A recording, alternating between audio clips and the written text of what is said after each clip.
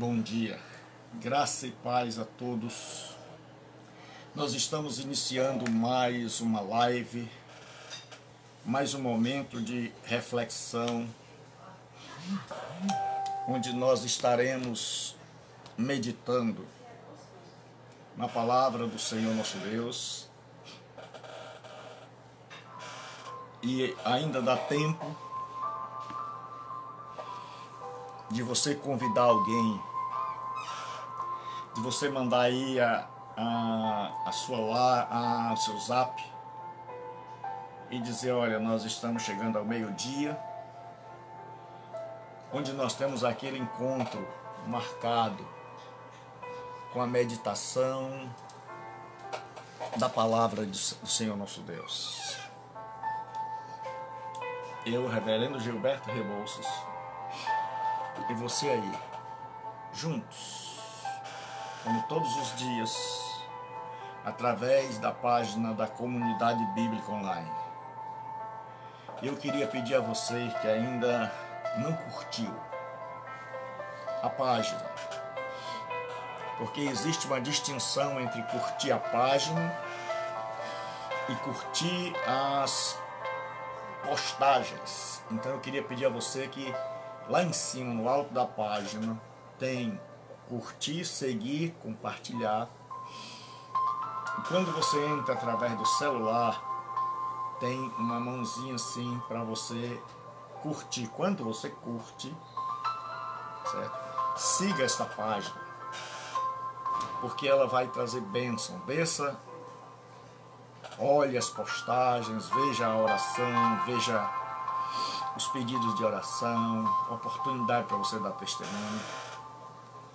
Então, todos nós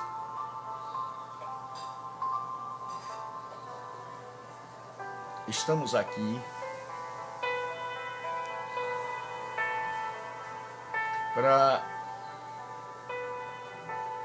ter comunhão com Deus e com o nosso próximo.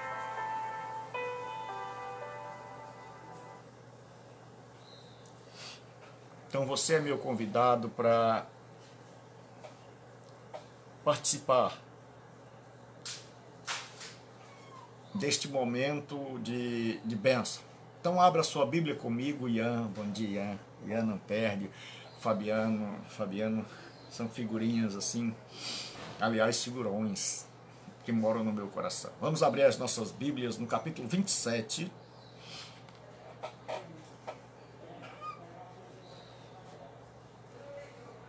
Versículo de número 1, capítulo 27, versículo de número 1.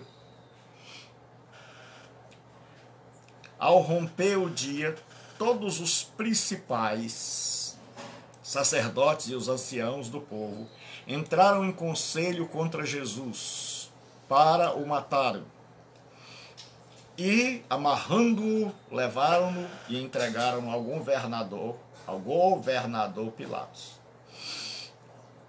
Então Judas, o que o traiu, vendo que Jesus fora condenado, tocado de remorso, devolveu as 30 moedas de prata aos principais sacerdotes e aos anciãos, dizendo: pequei traindo o sangue inocente.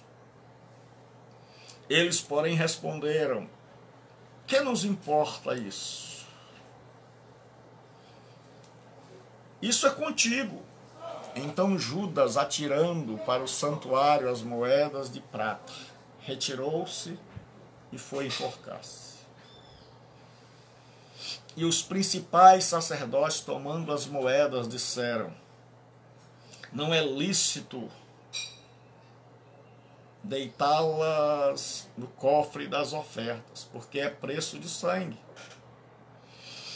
E tendo deliberado, compraram com elas o campo do oleiro para cemitério de estrangeiros. Por isso aquele campo tem sido chamado até o dia de hoje Campo de Sangue. Então se cumpriu o que foi dito por intermédio do profeta Jeremias: tomaram as 30 moedas de prata, preço em que fui estimado. aquele a que alguns dos filhos de Israel avaliaram, e as deram pelo campo do oleiro, assim como me ordenou o Senhor. Nós estamos na penúltima reflexão sobre relações interpessoais e, mais precisamente, relação entre Judas e Jesus, porque são duas personagens completamente opostas. E nós já vimos que Judas foi excomungado, exo, para fora de koinonia, comunhão. E quando ele foi excomungado, diz-nos a Escritura que o diabo entrou nele. E agora nós vamos ver, certo? Hoje, como uma pessoa vive, como se porta aquele que não está mais ou nunca esteve sob a direção de Cristo.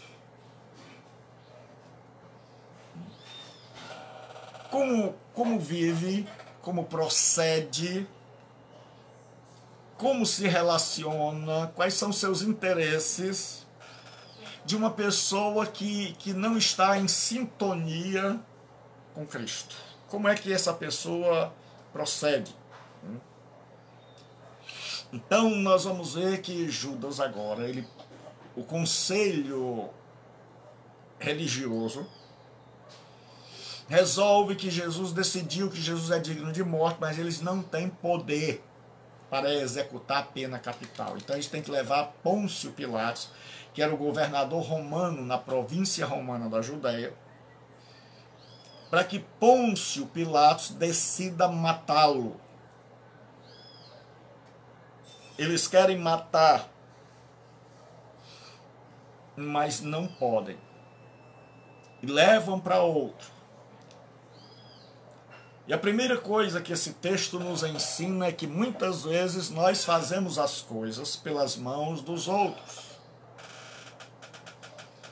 É que quando você está fora de sintonia com Deus e sua palavra, quando eu estou assim, nós usamos outras pessoas para fazerem a maldade que nós gostaríamos de fazer e não podemos, por falta de coragem, por falta de poder, mas nós usamos pessoas para os nossos fins malignos.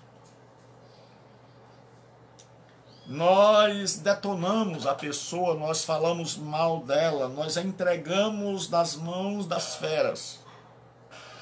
E foi isso que a liderança judaica religiosa fez. Eles não tinham o poder de executar a pena, mas disseram: Pilatos tem. Então vamos entregá-lo a Pilatos e vamos levantar testemunhas falsas. E quanta gente não tem sugerido coisas horríveis acerca de outros, como Davi, que matou Urias pela mão dos filisteus. E quantas vezes nós não temos praticado o mal, e aí a gente, quando está fora de sintonia com Deus, a gente justifica: não fui eu, foi o fulano, eu só falei, eu só contei. Então quantas vezes a gente faz o mal pela mão do outro, e o outro emprestou a mão, o poder, a coragem, mas o mentor intelectual somos nós, muitas vezes.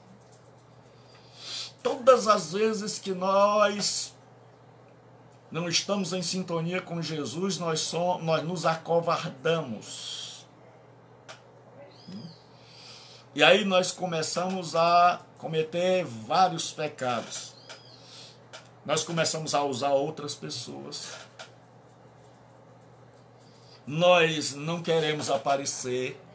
Nós somos mentores intelectuais do mal, mas nós não aparecemos.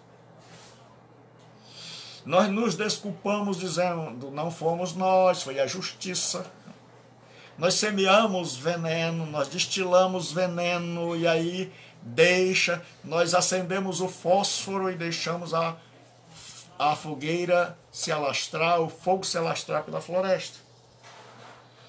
É como diz Tiago, que a língua é como um pequeno fogo, uma pequena faísca que devora uma grande floresta. Né?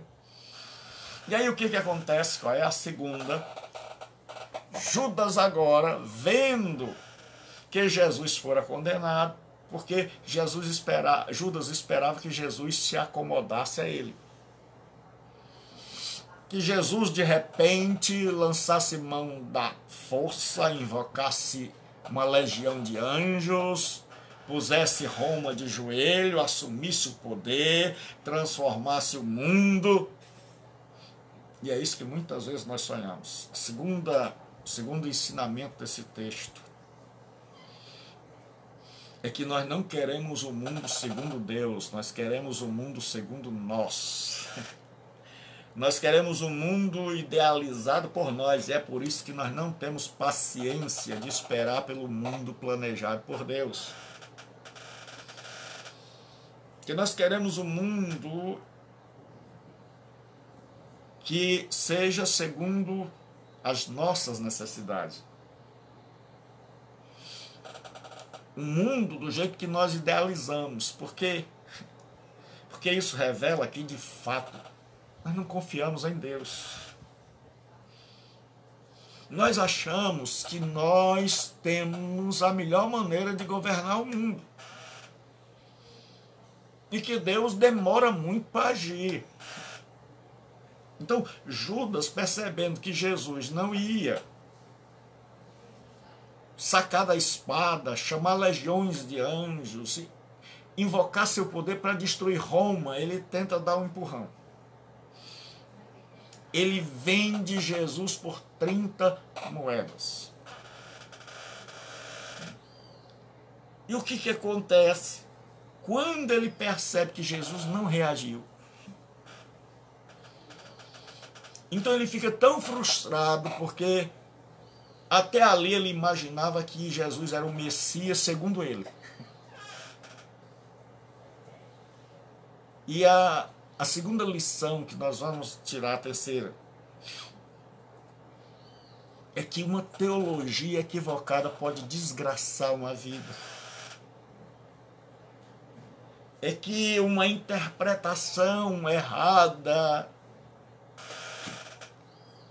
pode desgraçar uma vida.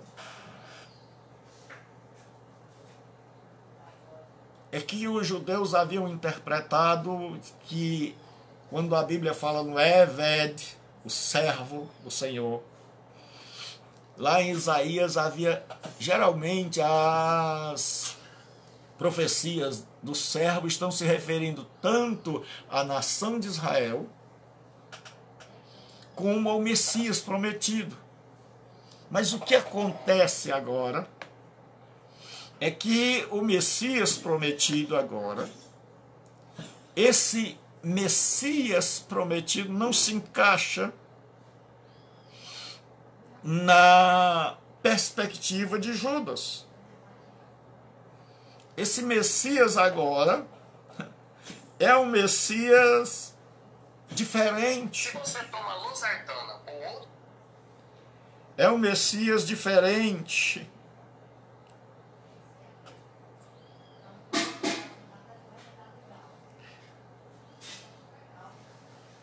É um Messias que não se enquadra no seu gosto político.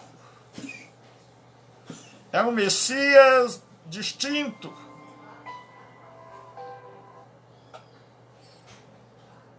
É um Messias que não corresponde às expectativas de Judas. Então esse Messias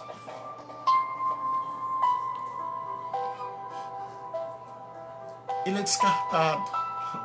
Judas traçou. Então o que aconteceu? O Eved era o servo. E o judeu interpretou assim: o servo sofredor somos nós, a nação judaica. E o Messias é o servo guerreiro.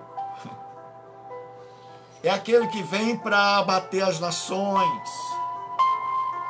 Porque Isaías profetiza de duas maneiras. Jesus, ele pinta dois retratos, não só ele, como os profetas. O primeiro retrato do Messias é de um servo sofredor, que vem para sofrer. O segundo retrato, pintado pelos profetas, e principalmente por Isaías, que é o profeta messiânico, é o do servo guerreiro. E aí, como é que o judeu interpretou? Qual foi sua teologia acerca de Deus?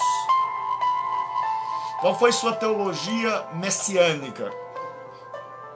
Quando eles estudaram e chegaram à seguinte conclusão: nós somos esse servo sofredor. Este servo sofredor se cumpre em nós. Nós temos apanhado a vida toda, nós temos sofrido na mão das nações. Mas tem um servo guerreiro, um líder, um salvador, principalmente um salvador político. E esse salvador deve ser o Messias. Então, quando Jesus vem como servo sofredor, eles dizem não. A nossa interpretação é que o servo sofredor não é o Senhor, somos nós. Então o Senhor teria que vir, se o Senhor fosse o Messias, teria que vir como guerreiro. Então, como eles interpretaram equivocadamente, como eles não descobriram que na Bíblia o Messias vinha primeiro para sofrer e depois para governar, então Judas queria somente o Jesus do depois, o Messias do depois. Então o Messias sofredor não interessava, porque não era o que ele acreditava, não era o que ele tinha aprendido, não era o que tinha ensinado a ele, e ele nunca fez questão de conferir se o que tinha ensinado a ele era verdade ou não. E o nosso grande problema é que todos nós somos ensinados, que é certo, que é errado. Mas é responsabilidade minha e sua conferir se o que nos ensinaram está certo ou errado.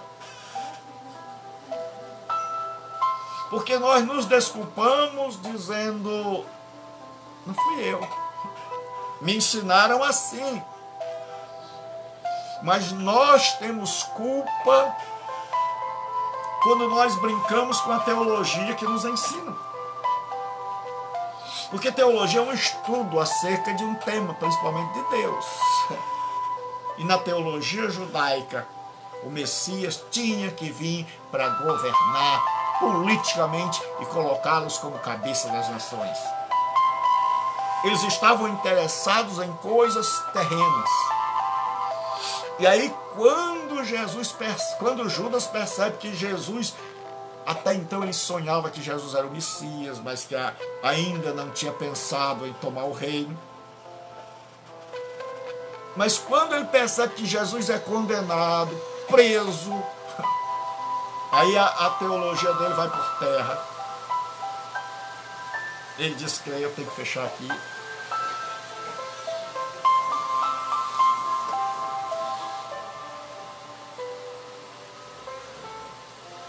Começou a chover. Então o que acontece? Judas agora descarta. Agora nem mais o Messias Jesus é. Então quando nós andamos fora de sintonia com Deus, quando a nossa teologia está errada, quando nós brincamos com a interpretação bíblica, sabe o que acontece? Nós chegamos a descartar qualquer pessoa que não se enquadra na ideia que nós temos e na ideia que nós construímos. E aí, Judas, ao invés de dizer assim, rapaz, a teologia que me ensinaram era errada, e agora vem esse rabino novo, ensinando e dizendo que a coisa está errada, e nos chamando a uma reflexão mais profunda, e dizendo que interpretaram a Bíblia de forma errada, e ele não se deu ao luxo de conferir, de ir lá e dizer assim, será que é verdade?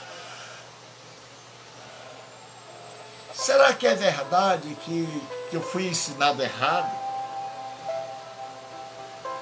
Será que é verdade que o que a minha religião ensina, a minha igreja, o meu pastor, será que o que me ensinam está errado?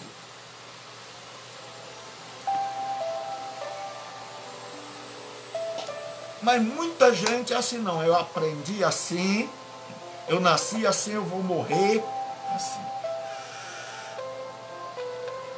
Muita gente que não confere, que não vai lá, que não lê a Escritura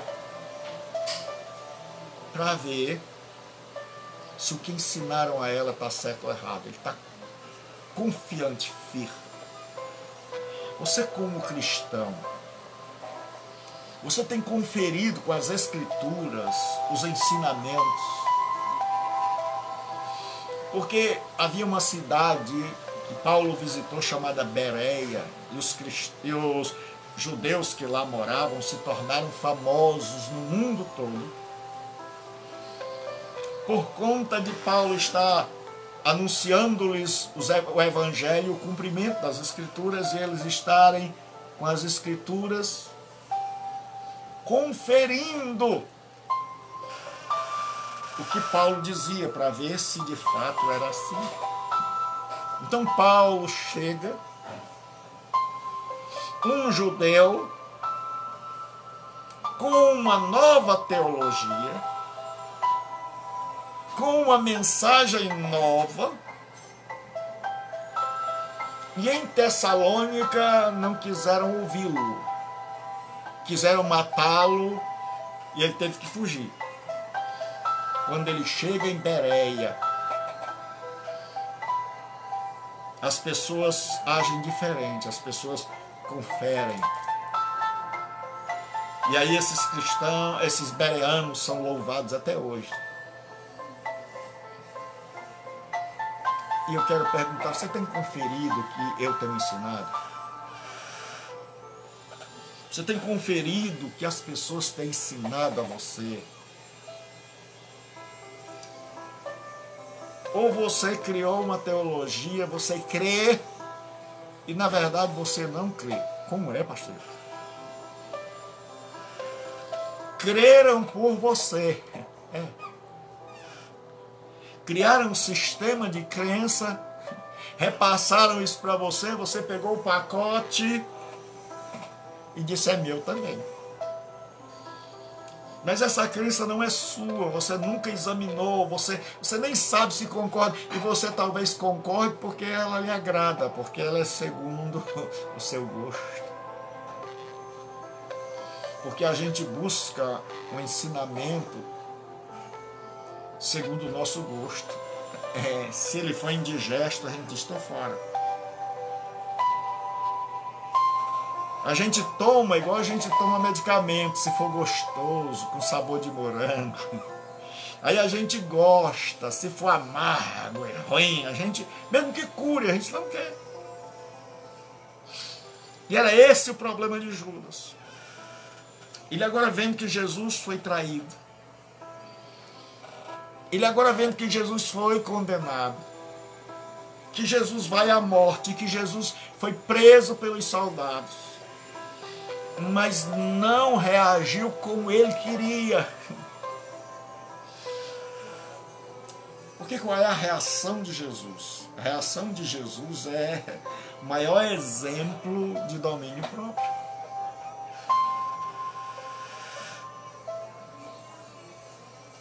Judas queria que Jesus explodisse. E como nós estamos vendo relação interpessoal, qual foi a reação de Jesus? Domínio próprio. Você já imaginou o Criador sendo afrontado pela criatura? O texto paralelo diz que os soldados foram prender Jesus. E Jesus disse: a quem buscais? E eles disseram: a Jesus de Nazaré. Jesus disse: ego eimi, que quer dizer eu sou. Ego é eu, eimi é a primeira pessoa do verbo ser, tá? Quando Jesus disse ego eimi, caiu tudo que era soldado. A tropa de elite caiu por terra. Foi escudo para todo lado, lança para todo lado, espada para todo lado. Ninguém ficou de pé. E aí Jesus diz: a quem buscais? E eles dizem: a Jesus de Nazaré. Jesus diz: não disse que sou eu. Aí ninguém mais caiu. Por que Jesus fez aquilo? Jesus está dizendo: se eu quisesse, se eu me enquadrasse na teologia de Judas, eu teria dito uma palavra e vocês todos teriam caído aí no chão, e eu teria dito a segunda, todo mundo estaria agora prostrado diante de mim. Vivendo que em matéria de poder, entre mim e vocês, é como uma formiga desafiando um elefante. É como uma sardinha chamando a baleia ou o tubarão para duelar. Mas Jesus não faz. Pedro, quando tenta defender Jesus, Jesus: Pedro, você não sabe que eu poderia rogar agora, e meu pai mandaria mais de 12 legiões de anjos. Mas como se cumpririam as escrituras, Pedro? Então, qual é a postura de Jesus? É do domínio próprio. É do soldado cuspir-lhe no rosto, bater-lhe na face, arrancar os cabelos da face, porque a escritura em Isaías diz que arrancaram-lhe os cabelos da face. Os cabelos da face é porque no judaísmo era comum você andar barbado. Se você quisesse humilhar um judeu, como aconteceu lá nos tempos de Davi, que ele mandou os emissários falar com o rei adversário, e o rei pegou e mandou rapar a barba, e aí Davi disse: olha, deixa eles fora da cidade, até que a barba cresça, porque era humilhação naquela época um judeu andar sem barba. Então os soldados romanos puxavam os cabelos da barba de Jesus, e a Bíblia traduz pelos cabelos da face. Por isso que eu digo que se Jesus estivesse hoje, ele não pregaria em muitas igrejas. Porque as pessoas, quando me chamam para pregar, elas pedem uma foto. Se eu mandar uma foto assim, elas não colocam. Aí elas vão procurar no meu Face uma foto onde eu estou engravatado, de paletó, para poder colocar. Agora você imagine Jesus hoje, vestidão, a barba enorme. Ninguém ia convidar, né? Isso aí não. Porque são costumes de uma sociedade, são maneiras de ser da sociedade. Mas Jesus não se enquadrava porque Jesus não agiu com violência. Jesus usou o domínio próprio. O soldado arranca-lhe o cabelo da face, puxa-lhe na barba, dói. Jesus não era um ser anestesiado, doía. Cuspia, né? dava-lhe um tapa e dizia: adivinha, profetiza quem te bateu. Você imagina que aquilo ali era uma tentação muito forte para alguém com todo poder. Mas a Bíblia Sagrada diz: como ovelha muda, ele não abriu a sua boca. A resposta que Jesus deu foi a do domínio próprio. E esta é a grande lição. É que nós preferimos a resposta de Judas. Eu e você faz parte da nossa natureza humana. Quando nós nos vemos afrontados, desafiados, todos nós queremos sacar da espada e não embainhá-la. E não usar do domínio próprio. Quando o nosso ego é ferido, nós dizemos: está pensando no quê? Pensa que está falando com quem?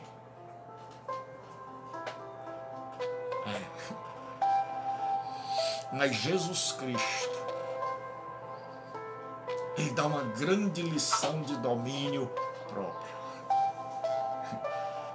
E quando eu e você dizemos: está falando com quem? Pensa que está falando com quem? A resposta seria assim: ninguém.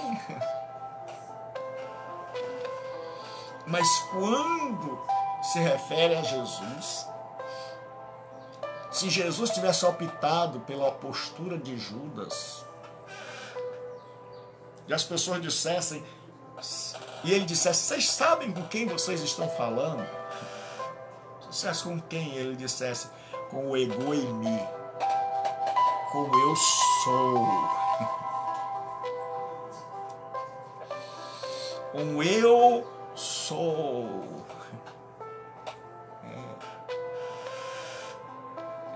Yehie, vá Yehie. Eu serei o que serei. Eu sou o que sou. Jesus chega e diz assim: olha, sabe qual é a minha resposta? É que eu vou me dominar. É que está doendo aqui os tapas, mas eu estou aqui no controle da situação. A minha resposta é domínio próprio. Eu não estou agindo, não é porque eu sou frouxo. Eu não estou agindo porque eu sou indefeso. Eu não estou agindo porque eu estou no controle. E aí agora, Judas, vendo que Jesus fora condenado, tocado de remorso, devolveu as 30 moedas aos principais anciãos. Porque quando você não está em sintonia com Jesus, quando eu não estou em sintonia com Jesus, tudo que nós sonhamos na vida é lucrar, é juntar, não importa como. Sem Jesus como baliza, como diretriz, sem seus ensinos, nós queremos ter. Não importa qual o método, os fins justificam os meios, é o que dizem. O que importa é ter, não importa se para ter eu tenho que tirar a vida do outro. Não importa se para ter a pessoa tem que tirar a roupa. Não importa se para ter tem que vender o corpo. Não importa se para ter tem que trair amigos. Não se importa se para ter tem que fazer coisas abomináveis. Tem que matar gente que nem se conhece. Não importa. Porque o objetivo principal da vida é o ter. Deixa eu dizer uma coisa, nós não somos adeptos da teologia da miséria. Tem duas teologias, dois ensinos antagônicos entre si. Teologia da prosperidade, que acha que todo mundo deve ter, e teologia da miséria, que abomina o ter. A Bíblia não conhece esse tipo de abordagem. que a Bíblia ensina é que Salomão diz assim: Senhor, não me dê demais para que eu não esqueça de ti, nem de menos para que eu não venha a blasfemar de ti. Ou seja, me deu o suficiente para uma vida digna. E aí, como Judas agora está fora de sintonia com Jesus, Judas agora quer, já que Jesus não era quem ele pensava, então não era o Messias dele, então agora Judas vai viver uma vida para amealhar coisas. E aí Judas descobre uma verdade terrível. Mas ele descobre tarde demais. E é isso que vai destruir Judas.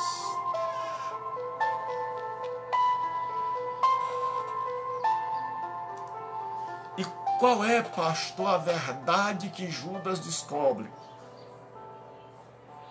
É que pessoas são mais importantes que coisas. É que pessoas, mesmo que elas não sejam o que nós esperamos,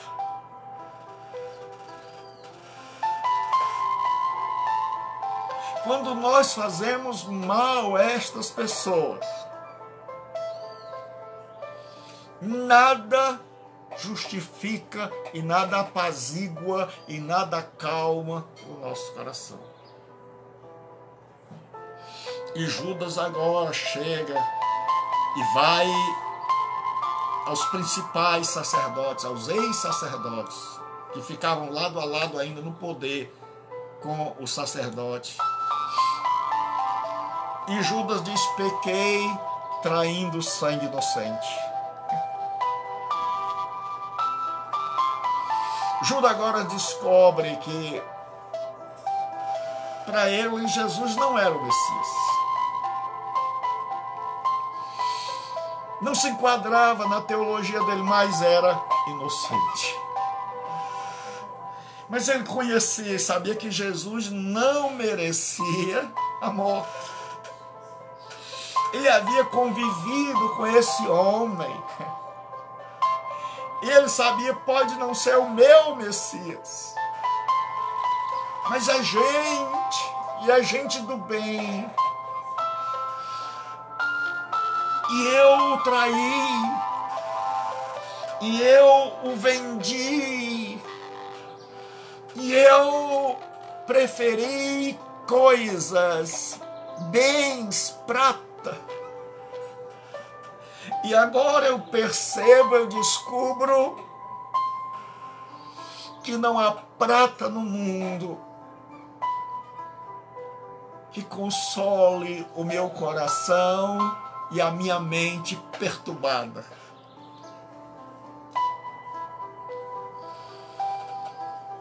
Agora eu descobri o valor que tem um ser humano. E por que nós temos tanta gente que amealhou tanto, que angariou tanto, que juntou tanto, mas que não é feliz, porque descobriu essa verdade de Judas: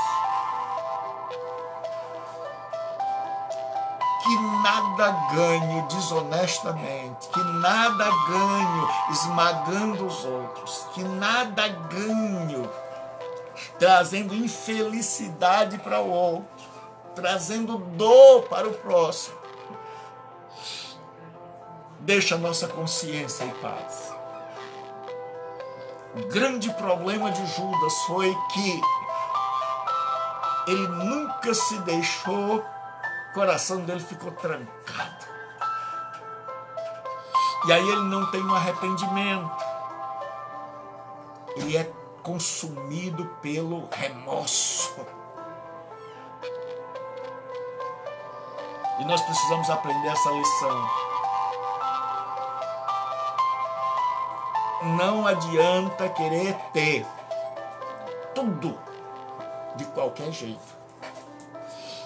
Não adianta atingir alvos se eu estou destruindo gente, lares, comunidades, se eu estou abusando de pessoas, se eu estou destruindo trabalho, reputação, se eu estou passando por cima das pessoas, quando eu chegar lá e colocar a mão, vou descobrir que a minha consciência não vai me deixar em paz. E Judas agora diz, olha, eu cometi um erro tremendo.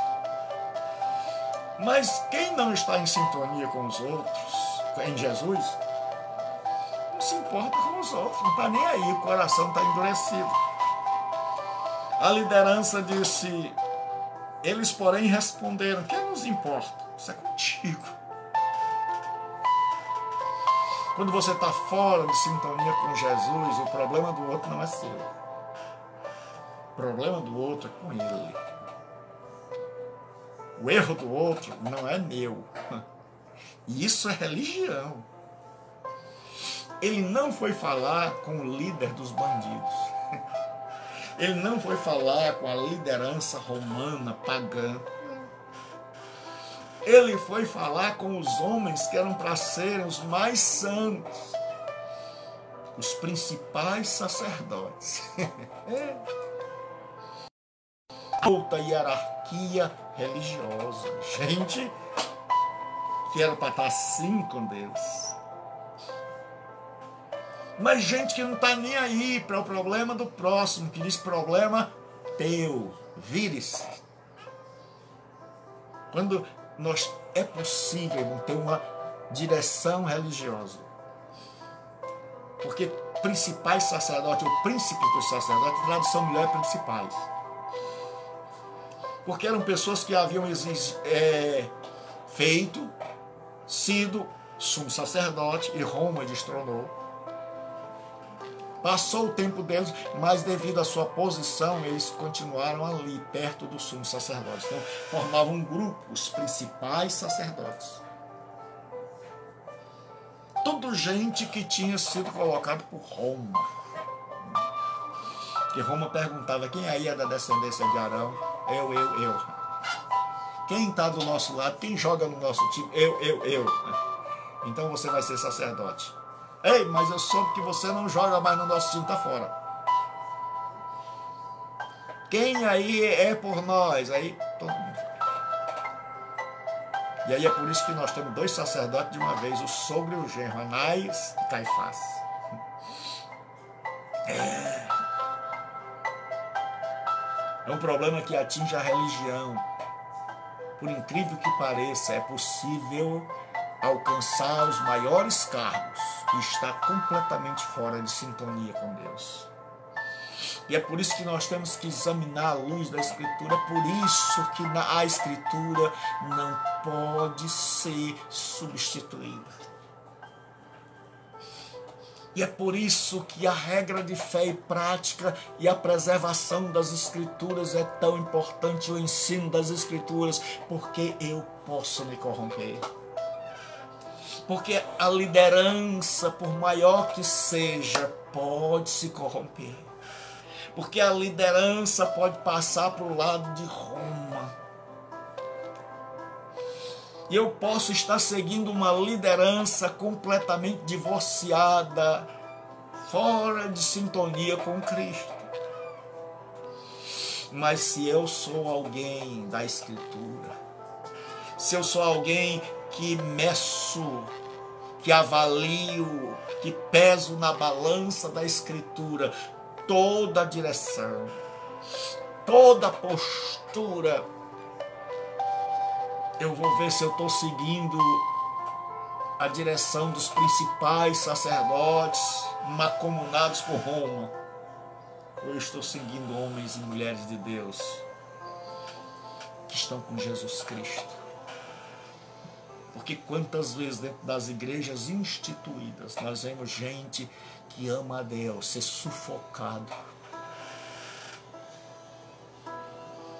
ser encurralado, porque ainda quer um cristianismo verdadeiro.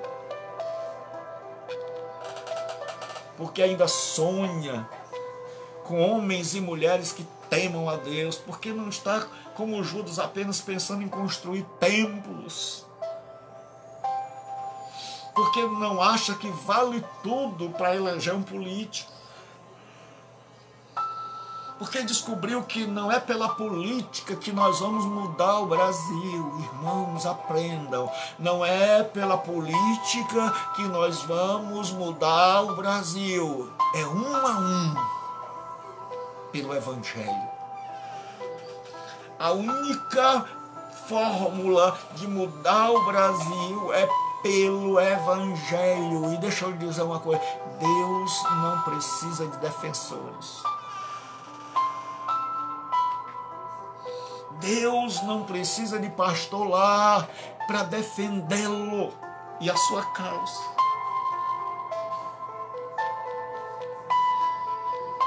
Deus não precisa que eu entre para a política para defender a causa de Deus. Porque se o mundo virar ateu,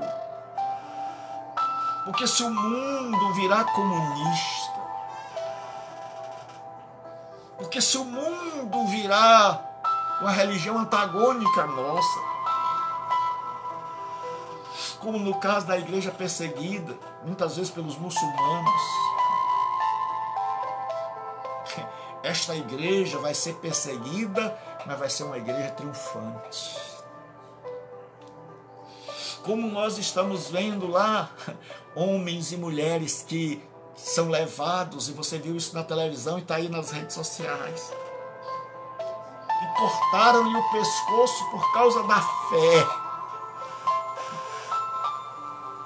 com faca cega, que você não aguenta ver, mas não negaram a fé em Jesus Cristo. Porque é muita gente orando assim, Senhor, os terroristas prenderam os cristãos. Não deixa que matem. A gente acha assim, que a nossa esperança está só nessa vida. E aí os cristãos lá, cheios do Espírito Santo, estão dizendo, nós não negamos a Jesus. Nós não negamos a Jesus Cristo. A gente vê quão diferente é. Porque Deus cuida do seu povo. Quanta gente está entregando santinho. Obrigada. Ou vai ou morre. Ou vai ou sai do carro. Perde ovelhas. Mas tem que obedecer. Tem que obedecer. E aí o que acontece? A gente descobre que o reino de Deus não é deste mundo, não é comida nem bebida, não é elegendo um presidente. Colocamos um agora, que tem alguns pensamentos parecidos com o nosso. Alguns. E está num bombardeio terrível.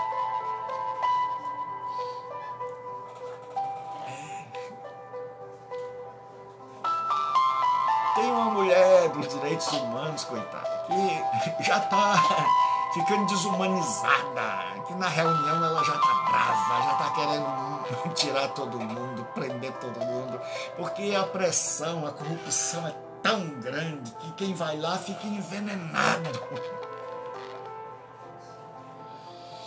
E quem vai lá começa a querer destruir tudo, tacar fogo em tudo. Jesus não foi assim.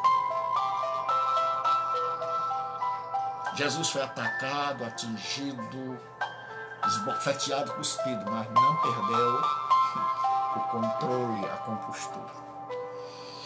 E a religião, ela não está nem aí para mim e para você. E quando você tem uma liderança que não está nem aí, que diz é problema teu, vire-se, você vai ver que essa não é a postura evangélica.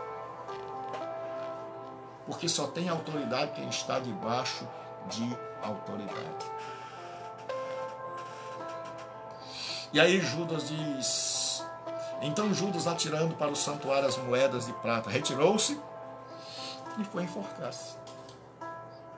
Qual foi a atitude de Judas ao ver que agora ele tem uma consciência tomada de desespero, de remorso, de saber que todo o sonho de sua vida, de todos os anos que ele gastou seguindo o Messias, de repente ele nunca deu uma chance a esse Messias, ele nunca questionou, ele nunca conversou, ele nunca se abriu.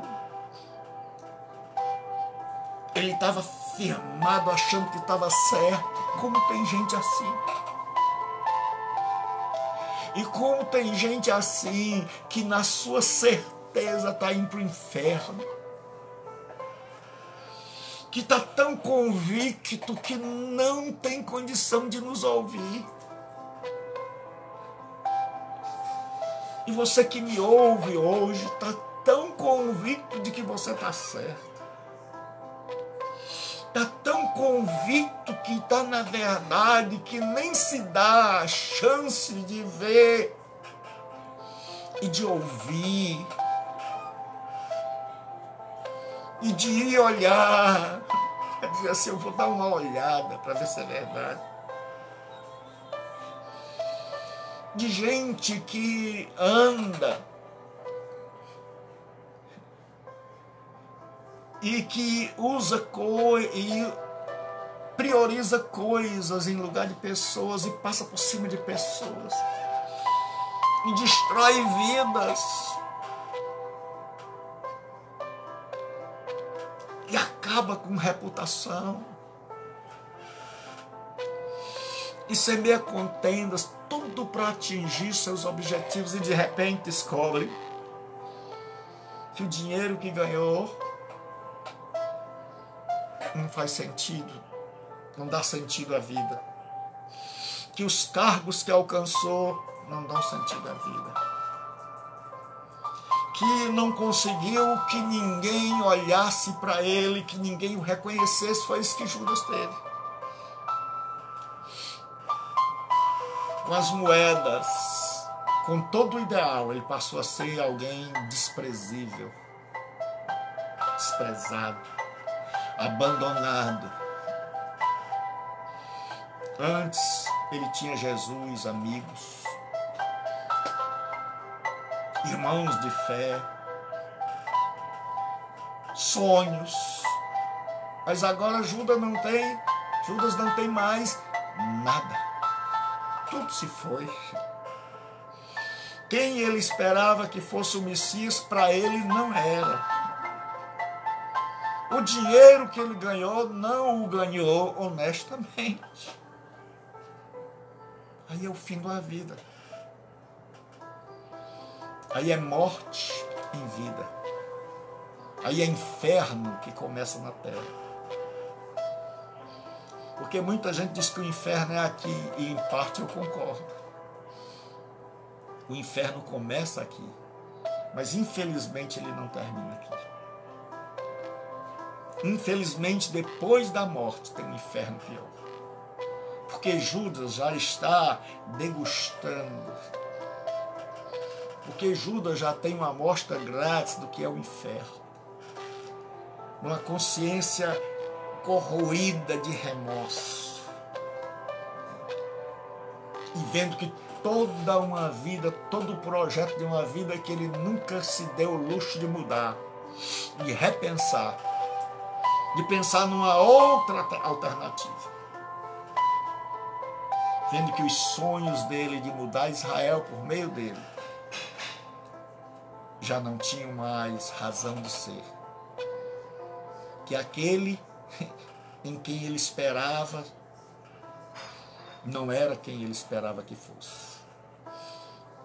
E ele não conseguiu mudar Jesus, não conseguiu mudar os planos de Deus, não conseguiu implementar os planos dele. O que Judas foi? atirou a moeda, jogou o dinheiro. Ele aprende mais uma lição. Vida sem sentido, vida vazia. Dinheiro não dá sentido à vida. Ideal sem reflexão não dá sentido à vida.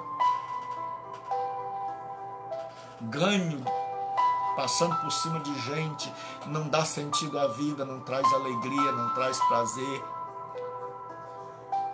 E que muitas vezes eu posso elaborar em uma ideologia a vida inteira e no final descobrir que eu vivi errado,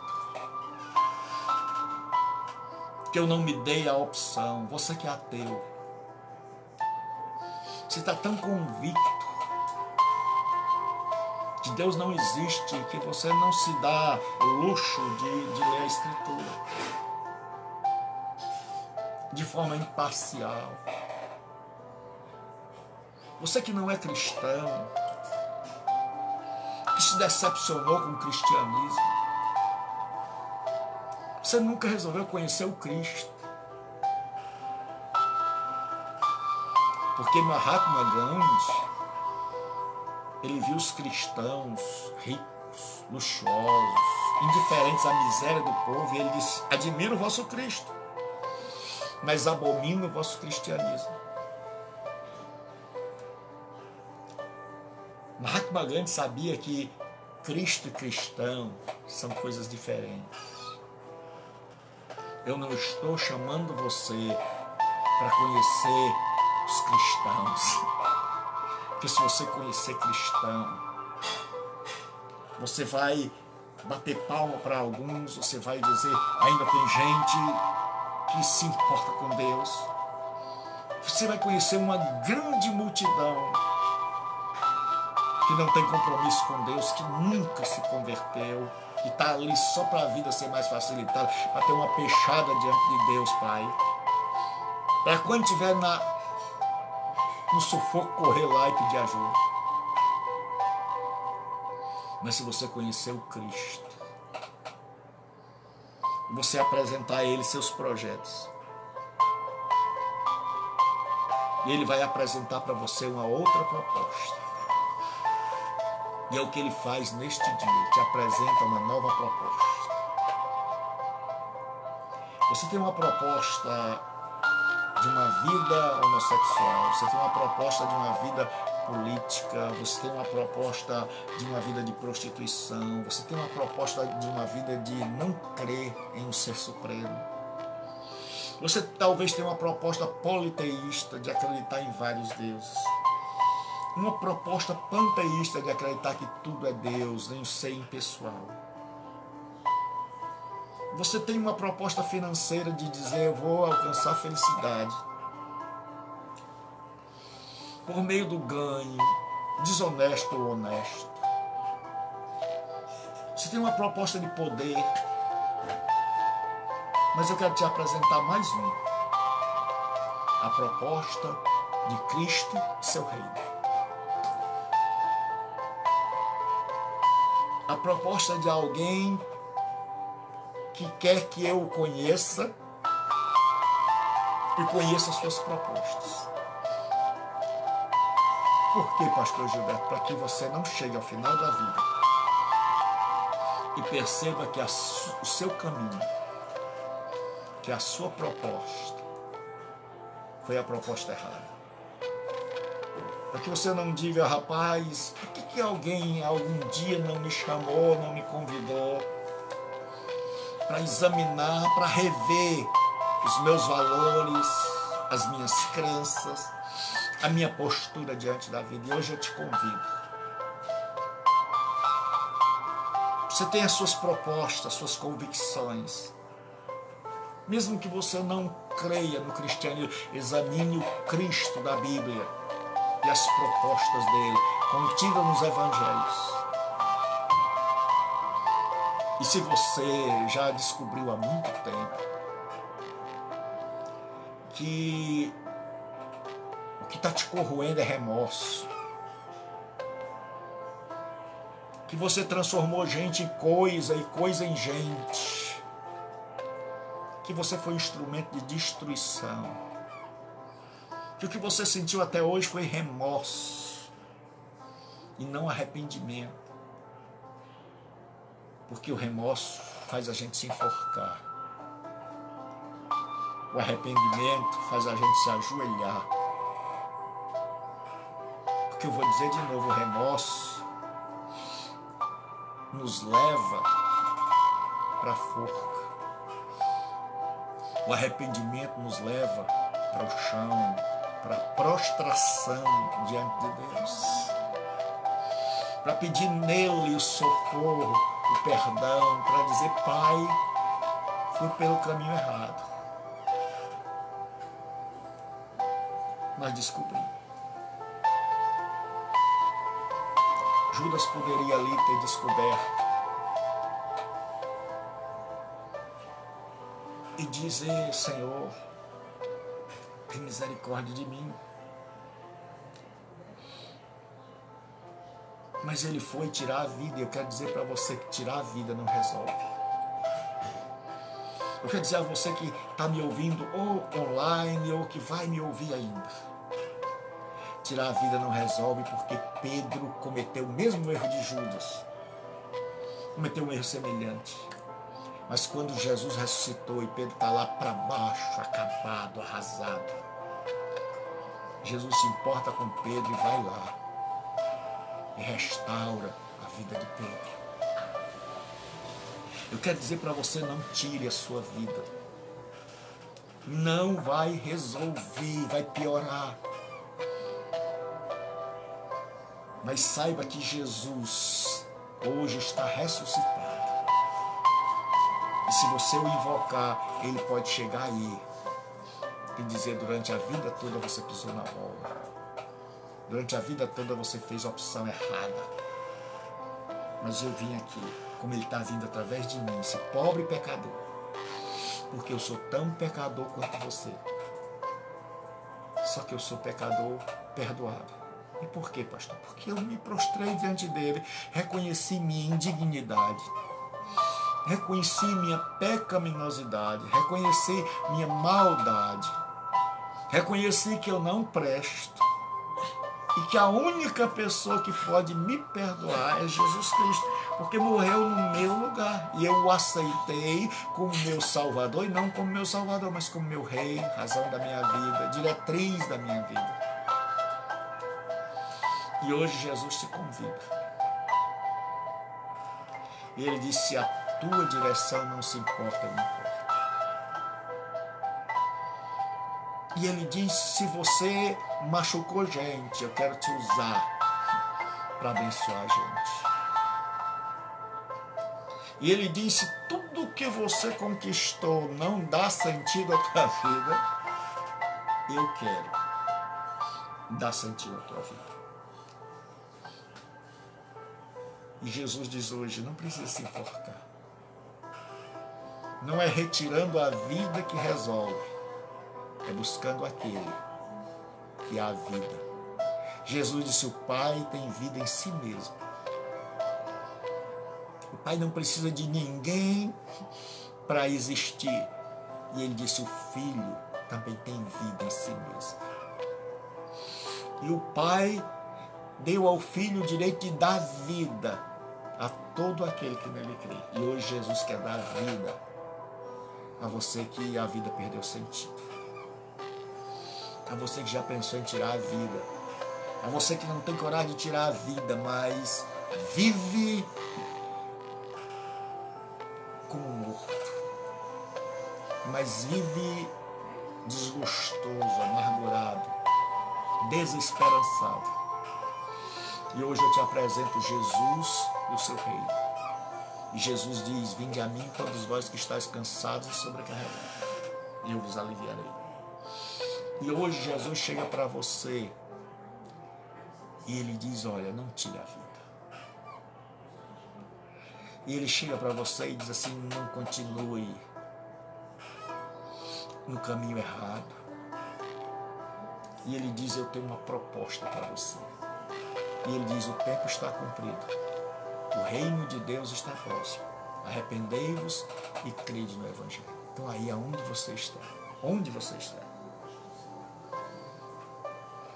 Onde você está, invoca o Senhor. Diga: Jesus, perdoa. Entra no meu coração. Ilumina a minha mente para que eu compreenda o teu projeto. E antes de compreender o teu projeto, eu te compreenda. Eu quero te conhecer e o poder da tua ressurreição. Eu quero compreender quem é o Senhor. Homem me decepcionou, mulher me decepcionou, religiosos me decepcionaram, liderança me decepcionou, igreja me decepcionou, pai me decepcionou. Talvez você tenha sido estuprada, violentado, abusado. Mas eu quero te falar de um que não abusa, de um que não violenta, de um que perdoa, de um que não passa enrosto, de um que quer colocar você num reino, de um que traz um reino que não é o reino do eu, que não é o reino de quem é mais forte, mas de um que diz assim: eu não vim apagar o pavio que fumega. Talvez sua esperança virou só fumaça, mas ainda está queimando. Não aparece mais fogo, mas ele hoje quer soprar o Espírito e reacender o fogo da vida em você. Ele diz: eu não vim quebrar a madeira rachada. Você está hoje com a vida toda despedaçando, ruindo. Ele hoje vem e diz: eu não vim aqui para acabar de destruir, eu vim para construir. Ele hoje quer levantar a tua vida. Invoca. Reconhece teu erro, teu pecado e pede a Jesus que te perdoe. Que Deus abençoe. Hoje à noite nós teremos aula às 20 horas. Amanhã, se Deus permitir, estaremos aqui. Se você se converteu, entre em contato comigo aí através da página. Se você foi tocado, se você é meu obreiro, se você comunga comigo destas ideias, então pegue, deixe teu comentário aí, divulga essa página, divulga as lives. Se você, como eu, está mais preocupado em alimentar a alma do que o corpo, se você, como eu, se preocupa com gente que está aí destruído, gente que tem projeto e nem sabe, que vai se frustrar, então divulga, pega as mensagens, copia e cola. Vamos divulgar essa página, não para que eu apareça, mas para que Cristo resplandeça. Seja meu parceiro nesta obra. Não adianta, irmãos, apenas curtir ou dizer assim: a paz do Senhor. Não adianta curtir as postagens. Se você quer ajudar, curta a página lá em cima.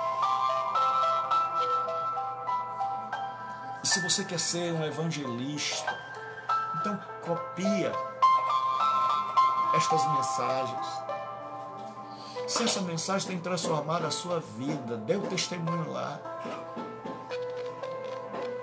Diga assim: olha, pastor, tem transformado a minha vida. Se você tem invocado o nome do Senhor e você se converteu, dá lá o teu testemunho. Deixa no vídeo, embaixo do vídeo. E se você está me ouvindo e você joga coraçõezinhos, e você dá ok, você gosta.